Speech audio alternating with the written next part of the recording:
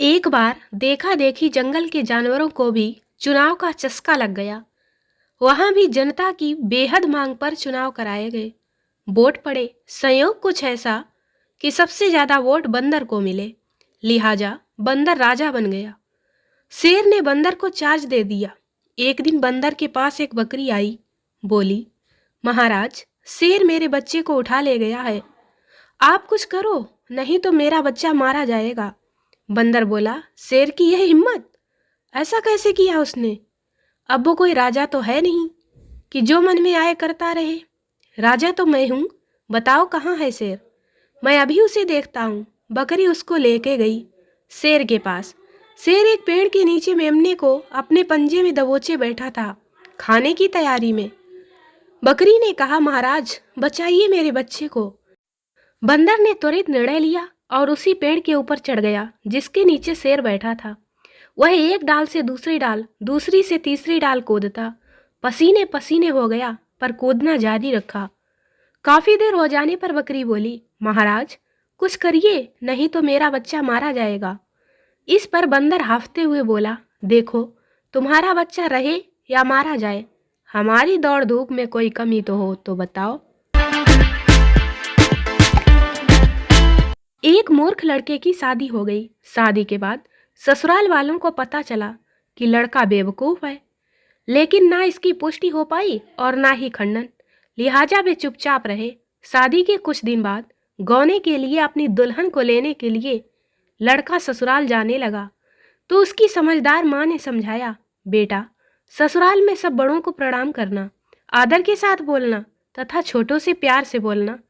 लड़के ने कहा, अच्छा अम्मा, और कुछ? माँ बोली, हाँ बेटा, एक बात और करना कि वहाँ जो बोलना शुद्ध शुद्ध बोलना।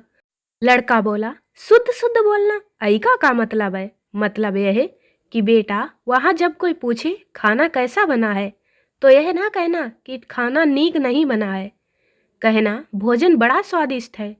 और हाँ, पानी को पानी ना कहना, जल कहना, ताकि लोग समझें कि दामाद पढ़ा लिखा विद्वान है। लड़के ने बात गांठ बांध ली तथा ससुराल में उसके सभ्य व्यवहार से सब लोग चकित रह गए। वे समझे कि किसी ने उनको भड़काने के लिए दूल्हे के बारे में अफवाह उड़ा दी है कि वह पागल है। ऐसा विनयी मितभाषी दामाद उन लोगों ने आसपास कहीं नहीं देखा था। फिर भी गांव की महिलाओं में उत्सुकता थी, सो वे खाना खिलाने के समय किसी न किसी बहाने आंगन में जमा थीं। खाने के दौरान सास ने पूछा, बेटा, खाना कैसे बना है? दामाद जी विनम्रता से बोले, माताजी, भोजन तो बड़ा स्वादिष्ट बना है। इस पर सास से अपनी प्रसन्नता छिपाए नहीं छिपी। वह आसपास की महिलाओं से उल्हाने के स्वर में बोली, देखा, झूठे सब लोग कहत रहली कि हमार दामाद पागल है, हमार दामाद पागल है। सबके दामाद तो कैसी अली गईली बतियात हैं, हमार दामाद तो देखा केतन बड़ा ज्ञानी है, कहत है भोजन बड़ा स्वादिष्ट है। लड़के ने भी इस कानफूस वार्ता को सुन लिया। उससे भी रहा ना गया। वह बोला, तू तो इतई माँ छिटके लगलू। अगर हम जो कहूँ पानी को जल कह देव तो तुहार तो छतिया ही फट जाई। एक ट्रक के पीछे बहुत से कुत्ते हांफते हुए भाग रहे थे। किसी ने एक कुत्ते से पूछा, तुम कहाँ जा रहे हो?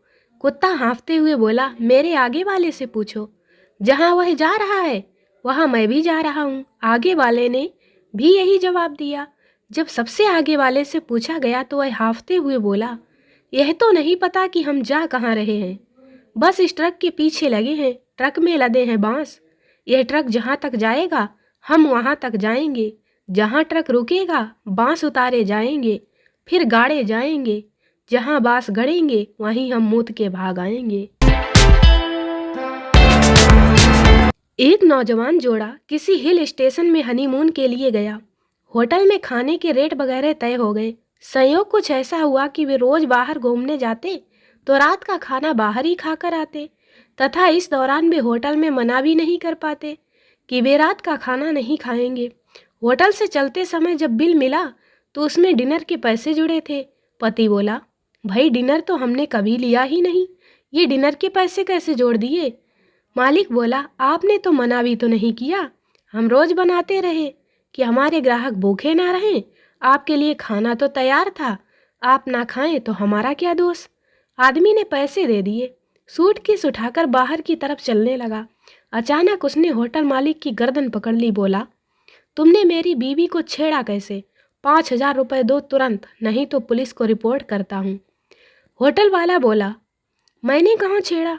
मैंने तो उसकी तरफ आंख उठाकर भी नहीं देखा।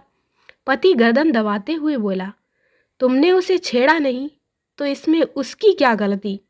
वो तो तैयार थी। किसी बड़े आदमी के पास एक ठठेल आ बैठा था और इनके यहाँ कहीं से गुड़ आया। उस ठठेल ने कहा कि महाराज, मैंने जन्म भर में 3 बिरिया ही गुड़ खाया है। बड़ा आदमी बोला, बखान करो। ठठेल बोला, एक तो छठी के दिन जन्म गुट्टी में खाया था और एक कान छिदाए में खाया था और एक आज खाऊंगा। अमीर आदमी बोला, जो मैं ना दूं तो? वो ठठेल बोला, तो 2 ही सही। एक सौदागर किसी रईस के पास एक घोड़ा बेचने को लाया और बार बार उसकी तारीफ में कहता, हुजूर, यह जानवर गजब का सच्चा है। रईस साहब ने घोड़े को खरीदकर सौदागर से पूछा कि घोड़े के सच्चे होने से तुम्हारा क्या मतलब है? सौदागर ने जवाब दिया, हुजूर, जब कभी मैं इस घोड़े पर सवार हुआ तो इसने हमेशा गिरने का खौफ दिलाया और सचमुच इसने आज तक कभी झूठी धमकी नहीं दी। मोहिनी ने कहा, ना जाने हमारे पति से जब हम दोनों की राय एक ही है तब फिर क्यों लड़ाई होती है? लगता कुछ ऐसा है कि वह चाहते हैं कि मैं उनमें दमूं और यही मैं भी चाहती हूँ।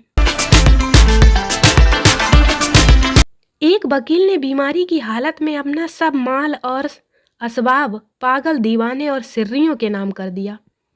लोगों ने पूछा, यह क्या किया? उसने जवाब दिया, यह माल मुझे ऐसे ही आदमियों से मिला था, इसीलिए अब उनका माल उनको ही दिए देता हूँ। एक काने ने किसी आदमी से यह शर्त बंधी कि जो मैं तुमसे ज्यादा देखता हूँ तो 50 रुपए जीतूं।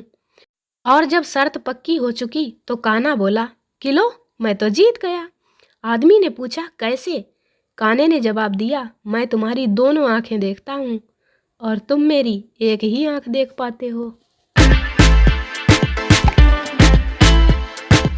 एक राजपूत बहुत अफीम खाता था। वहाँ किसी अड्डे पर रुका तो लोगों ने सावधान किया, ठाकुर साहब, यहाँ चोरी बहुत होती है, आप चौकसी से रहिएगा। यह बात सुनकर उसने रात जाग कर काटी, पर यह बात उसने याद रखी कि चोरी बहुत होती है। भोर होते ही वो घोड़े की पीठ पर बैठकर एक नगर के बीच चला जाता था कि एकाएक पीनक से चौंक कर पुकारा, अरे रमचेरा, अरे रमचेरा, घोड़ा कहाँ है? वह बोला, महाराज, घोड़े पे तो आप बैठे ही जाते हो, और घोड़ा कैसा? अफीमची ठाकुर साहब बोले, ये तो हमें भी पता है कि हम घोड़े पर ही बैठे हैं। इस बात की कुछ चिंता नहीं, पर सावधान रहना अच्छा है।